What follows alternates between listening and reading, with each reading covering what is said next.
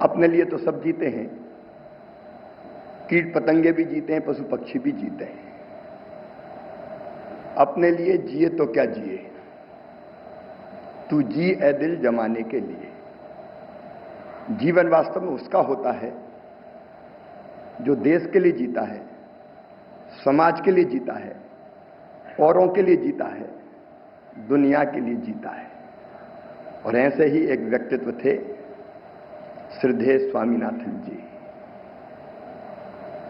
1942-43 में बंगाल के अकाल के कारण जब लाखों लोग भुखमरी के कगार पर पहुंच गए थे, तब उनका हृदय व्यथित हो गया था और तब उन्होंने अपने आप को समर्पित कर दिया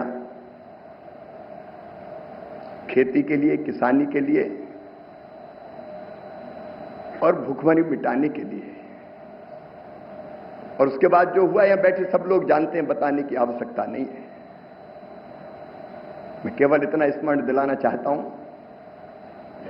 कि 1966 में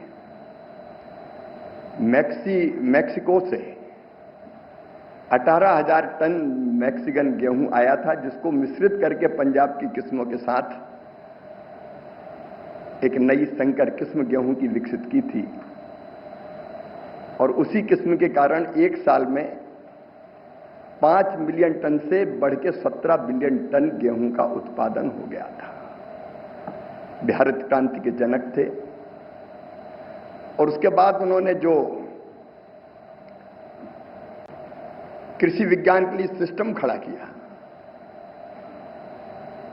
वो आज तक सही दिशा में काम कर रहा है।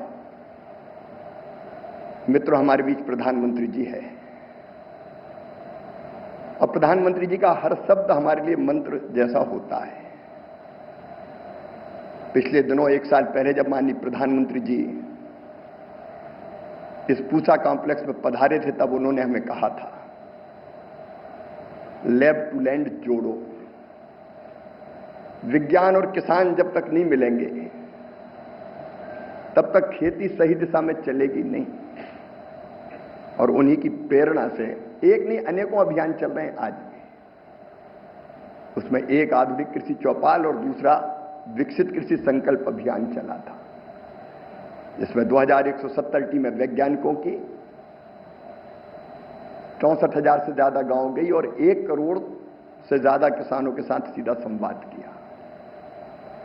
मैं आज केवल अंत में इतना कहना चाहता हूं, हम प्रधानमंत्री जी को सुनेंगे कि जहां तक भारत का सवाल है, आज हम राइस के मामले में सरप्लस है, रखने की जगह नहीं है। गेहूं में हम आत्मनिर्भर हैं और प्रधानमंत्री जी के नेतृत्व में आज 80 करोड़ लोगों को निःशुल्क राशन देने का काम हो रहा है। अब देश में कोई भूखा नहीं है। लेकिन मुझे लगता है कि यहां जो वैज्ञानिक बैठे हैं, विशेषकर विकसित कृषि संकल्प अभियान में भी जो बात उभर कर सामने आई, दलहन और तिलहन में अभी पर हेक्टर प्रोडक्शन में हम पीछे हैं। तो हमारे सोच की दिशा ये हो, सोयाबीन हो, मूंगफली हो, सरसों हो, तिल हो या चना, मसूर, उड़द, अरहर हो, उसमें उत्पादन कैसे बढ़े। इस दिशा में प्रधानमंत्री जी के नेतृत्व में अनेकों कदम हम उठा रहे हैं। लेकिन जो दिशा स्वामीनाथन जी ने दिखाई, उसके कारण न केवल भारत बल्कि उन्होंने वसुदैव कुटुंबकम के भाव को अंगीकार करके दुनिया की सेवा की। मैं उनके चरणों में प्रणाम करता हूं और उनके बताए हुए रास्ते पर चल के हम देश और दुनिया को भी, क्योंकि भारत केवल भारत नहीं है, विश्व बंधु भी है, दुनिया के लिए भी काम करता है प्रधानमंत्री जी के नेतृत्व में, तो दुनिया में भूख और अभाव नहीं रहने देंगे। लेकिन एक बात जो हरित क्रांति की कही, एवरग्रीन रेवोल्यूशन, वो भी ध्यान में रखना है। मित्रों, प्रधानमंत्री जी के नेतृत्व में एक प्राकृतिक कृषि मिशन लॉन्च हुआ है और उस पर हम तेजी के साथ काम कर रहे हैं, इसलिए कि यह धरती आने वाली पीढ़ियों के लिए भी अन्न, फल और सब्जी उपजाती रहे। उस दिशा में भी हम लोग गंभीरता से वैज्ञानिक दृष्टिकोण के साथ काम करेंगे। एक बार फिर स्वामीनाथन जी के चरणों में प्रणाम है। समय नदी की धार के जिसमें सब बह जाया करते हैं, लेकिन कुछ ऐसे होते हैं इतिहास बनाया करते हैं। उन्होंने एक नया इतिहास दुनिया से भुखमरी मिटाने के लिए बनाने का जो काम किया है, उसके लिए सत सत नमन, धन्यवाद।